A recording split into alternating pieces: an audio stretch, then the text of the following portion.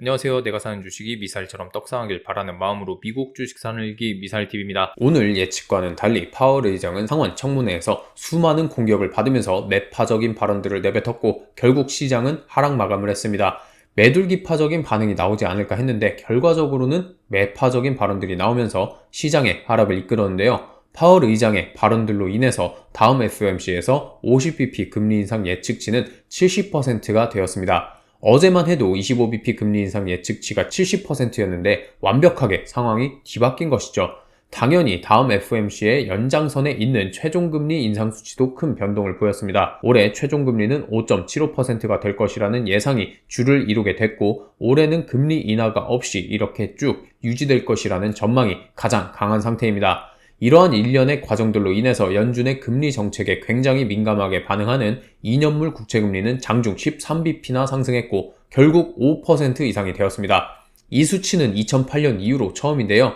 2006년까지 2년물 국채금리가 쭉 상승했었고 2년 동안 유지하다가 세계 금융위기를 맞으면서 주가가 폭락을 했었죠. 자, 이런 무시무시한 일을 발생시켰던 높은 국채금리가 15년 만에 다시 돌아온 초유의 사태가 벌어졌습니다. 오늘은 빠른 소식을 위해서 별다른 편집 없이 파월 의장의 발언들과 그 속뜻에 대해서 빠르게 이야기해 보도록 하겠습니다.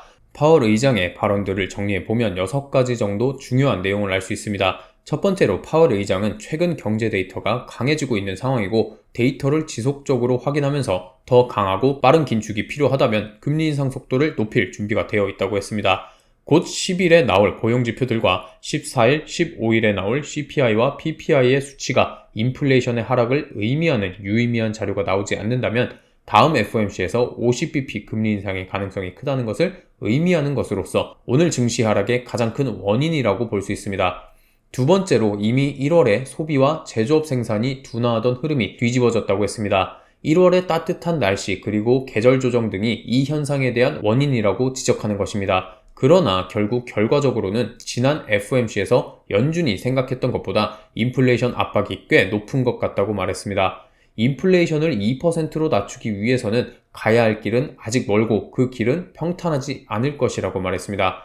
금리 인상을 계속적으로 하고는 있지만 경기 둔화의 속도는 여전히 느리고 되려 경기가 확장되는 모습까지도 보이고 있기 때문인데요. 그리고 파월 의장은 1월에 경제지표가 좋게 나온 것은 단순히 날씨와 같은 일시적인 이유가 아닌 기저에 깔려있는 견고한 인플레이션 압력이 있다는 것을 시사함으로써 고금리가 장기화될 것이라는 것을 의미했습니다. 다음 세 번째는 파월 의장이 여전히 연준은 잘하고 있다는 것을 주장했는데요. 파월 의장은 자신이 생각할 때 연준이 과도하게 긴축했다는 것을 보여주는 데이터는 없다고 말하며 연준은 근원 PCI는 올해 4.7% 수준으로 하락하고 있으며 통화 긴축의 효과는 시간이 걸려 나타나는 바 최종 금리 수준은 이전에 전망한 것보다 더 높을 가능성이 크다고 말했습니다. 이 말을 해석해 본다면 3월 FOMC 때 발표할 점도표로 내놓을 최종 금리는 지난해 12월 FOMC에서 제시한 최종 금리인 5.25%보다 높을 것이란 뜻으로 해석할 수 있습니다. 그 결과 올해 5.50%의 최고 금리까지는 기본적으로 올라갈 것이며 데이터에 따라서 5.75%까지도 올라갈 수 있는 최악의 시나리오도 염두에 두셔야 할 것 같습니다. 자, 네 번째로 파월 의장은 기업이익이 줄어드는 것이 인플레이션에 좋다고 말하며 고용비용 지수가 4% 수준을 기록하면서 인플레이션 목표인 2%로 갈 수 있다는 것은 절대로 생각하지 않고 있다고 선을 그었습니다. 임금은 가격에 영향을 주고 가격은 임금에 영향을 준다는 아주 기본적인 이야기도 함께 덧붙였는데요. 파월의 말은 고용비용 지수가 높다는 것은 노동자의 입장에서는 좋을 뿐이지 생산성을 급격하게 증가시키는 요인은 아니기 때문에 인플레이션을 하락시키기 위해서는 고용비용 지수를 지속적으로 하락시켜야 한다고 주장한 것이나 다름없습니다. 임금이 높다면 당연히 소비활동이 많아질 것이고 자연스럽게 인플레이션 상승의 요인이 되기 때문입니다. 자, 다섯 번째로 파월은 근원 소비 지출의 절반 이상을 차지하는 초근원 서비스, 즉 근원 서비스와 주택에서는 디스인플레이션 신호가 약간 보이고 있다고 말했습니다. 그리고 그 인플레이션을 낮추기 위해서는 초근원 서비스 물가가 더 낮아지는 것을 확인할 필요가 있다고 언급했습니다. 그러면서 항상 잡히지 않는다고 주장해왔던 서비스 분야 인플레이션을 유심히 볼 것이라고 말했습니다. 자, 이것을 해석한다면 결과적으로 노동과 함께 서비스 분야의 인플레이션 둔화가 꼭 필요하다고 다시 한번 주장하는 것으로 해석할 수 있습니다.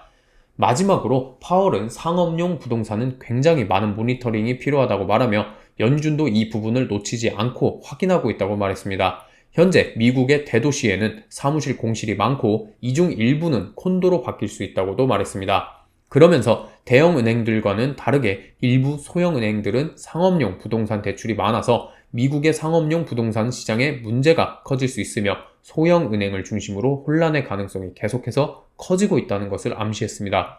오늘 파월 의장은 여러 가지 언급을 했지만 가장 중요했던 것은 두 가지로 꼽아볼 수 있겠는데요. 첫 번째는 3월 FOMC에서 50bp 금리 인상에 대한 가능성을 열어두었다는 것과 두 번째는 최종금리에 대한 추가 상승도 암시했다는 사실입니다. 그러니 결국 최종금리는 지금 5.5%보다 큰 5.75%가 될 수도 있으며 추후 시장 경제 지표들이 너무 견조하게 나온다면 올해는 최대 6.0%의 금리 인상까지도 나타날 수 있습니다.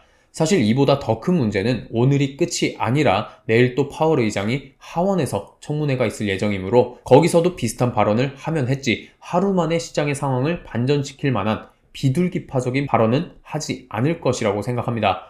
물론 오늘 시장이 어느 정도 하락하면서 이 부분을 반영하고는 있지만 우리가 모두 예상하고 있다고 해서 항상 시장이 우리 예상대로 움직이진 않습니다.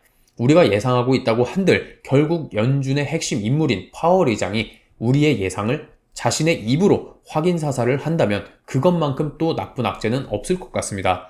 오늘의 하락이 끝이 아니라 이번 주, 심지어 다음 주까지도 파월의 매파적인 스탠스는 시장에 큰 영향을 끼칠 것이니 주식시장에 그 어떠한 일이 있더라도 그걸 감안하시면서 너무 놀라지 마시고 패닉하지 마시고 투자하시기 바랍니다. 자, 마지막으로 오늘도 커피 멤버십에 가입해주신 스카이179님과 앨리스님 두 분께 감사 인사를 전하도록 하겠습니다. 멤버십에 가입해주신 분들은 회원 전용 동영상을 통해서 주기적인 제 계좌 공유, 실시간 방송, 여러 소식들을 추가적으로 보실 수 있으며 커뮤니티 글을 통해서 제가 사용하는 유료 정보들을 공유해드릴 계획이니 많은 관심 부탁드립니다. 여러분들의 소중한 시간을 제 영상을 보는데 써주셔서 너무나도 감사하고요. 미국 주식 장기 투자 멘탈 지킴이를 자처하는 만큼 여러분들의 장기 투자를 후회하지 않으실 수 있도록 끝까지 함께 하도록 하겠습니다. 감사합니다.